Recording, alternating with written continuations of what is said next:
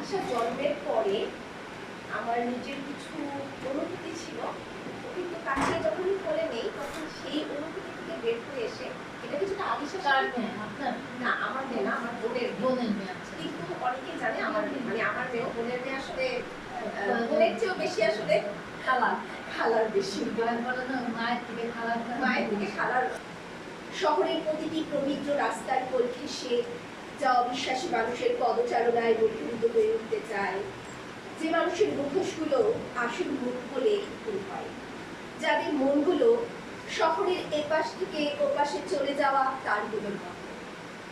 আলিশা, তুমি আমাকে বেঁধে ফেলো মনোমন্ত্রে, যেন আমার আত্মারা হারিয়ে যেতে না চায় অন্য মানুষের দিকে।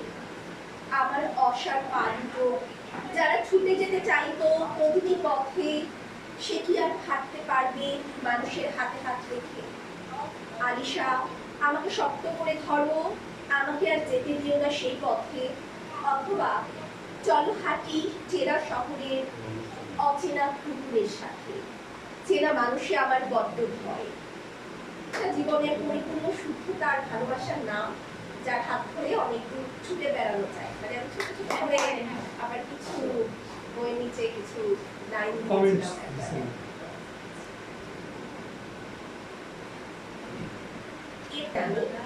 তো কিন্তু হচ্ছে মোহর সাথে মায়াটা অনেক কানেক্টেড, তো আমরা ওইভাবে করেই অনেক সময় একটু নিজেরাও আসলে মোহটাকেও বুঝতে পারি না যে মোহ কি আসলে মায়া, নাকি মায়াটাও অনেক সময় মোহর দিকেও আসলে রূপান্তরিত হয়। সেই জায়গা থেকে মায়াটাই মোহর দিকে চলে যায়।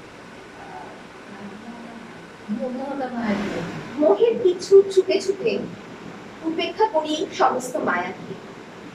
মায়ার শরীর চেপে ধরে মুখের অলঙ্কার, মোহমন ছুটে চলে ছুঁয়ে দেয় লক্ষ্য শরীর।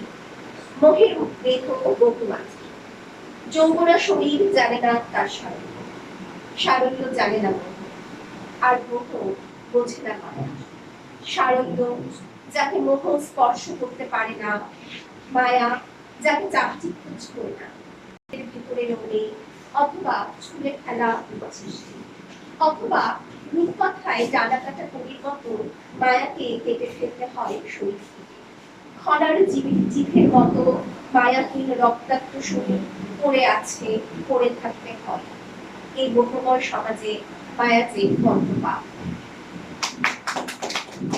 মায়া বড্ড পাপ আছে। মায়া